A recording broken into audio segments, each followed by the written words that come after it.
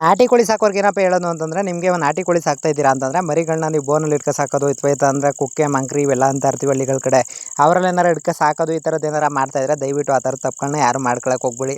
ಅಂತಂದರೆ ಮರಿಗಳಿಗೆ ಫ್ರೀಡಮಾಗಿ ಇದ್ದಷ್ಟು ನಿಮಗೆ ರೋಗ ಕಂಟ್ರೋಲ್ ಆಗುತ್ತೆ. ಅಂತಂದರೆ ಮರಿಗಳು ಆ್ಯಕ್ಟಿವಾಗಿ ಆಡಬೇಕು ಮತ್ತು ಕುಣಿಬೇಕು ಮತ್ತು ಅವಕ್ಕೆ ಆದಂಥ ಒಂದಷ್ಟು ಜಿಗುಪ್ಸೆಗಳು ಇರಬಾರ್ದು. ಅಂತಂದರೆ ಮರಿಗಳಿಗೆ ಏನಪ್ಪ ಅಂತಂದರೆ ಯಾವಾಗಲೂ ಕಟ್ಟಾಕ್ದಂಗೆ ಕಟ್ಟಾಕೊಳ್ಳೋದು ಮತ್ತು ಕೂಡಾಕ್ದಂಗೆ ಕೂಡಾಕೋದು, ಈ ಥರ ಅದ್ರ ಕಸನ ಅದೇ ತುಂಬ್ಕೊಳ್ಳೋದು ಈ ಥರ ಆಯಿತು ಅಂತಂದರೆ ನಿಮ್ಗೆ ಪ್ರಾಬ್ಲಮ್ ಆಗುತ್ತೆ.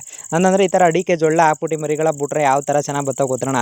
ಅಂತಂದರೆ ನೀವೇನು ಮಾಡಿ ಅಂತಂದರೆ ಅಡಿಕೆ ಈ ಥರದ್ದು ರಾಗಿ ಹುಬ್ಳು ಅಂತಂದರೆ ನೀವು ಭತ್ತದ್ದು ಅದು ಇದು ಹಾಕ್ತಾ ಇರ್ತಿರಲ್ಲ, ಭತ್ತದಕ್ಕಿಂತ ಹೆಚ್ಚಾಗಿ ಏನಪ್ಪ ಅಂದರೆ ರಾಗಿ ಹುಬ್ಳು ಹಾಕಿದ್ರೆ ಚೆಂದ.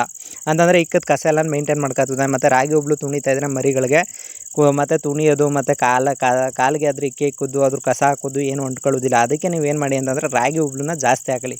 ಅಂತಂದರೆ ರಾಗಿ ಹುಬ್ಳು ಜಾಸ್ತಿ ಇತ್ತು ಅಂತಂದರೆ ನಿಮ್ಗೆ 15 ದಿನ 20 ದಿನ ಮರಿಗಳಿಗೆ ರೋಗ ಅನ್ನೋದು ಕಾಣೋದಿಲ್ಲ. ಮತ್ತು ರಾಗಿ ಹುಬ್ಳಲ್ಲಿ ಏನು ಅಂತಂದರೆ ಮರಿಗೆ ಕಾಲಿಗೆ ಕಸ ಪಸ ಏನೂ ಅಂಟ್ಕೊಳ್ಳೋದಿಲ್ಲ. ಅದಕ್ಕೆ ಹೇಳ್ತಾ ಇರೋದು, ನೀವು ರಾಗಿ ಹುಬ್ಳನ್ನ ಜಾಸ್ತಿ ಯೂಸ್ ಮಾಡಿ ಜೊಳ್ಳಲ್ಲಿ ಯೂಸ್ ಮಾಡಿದ್ರೆ.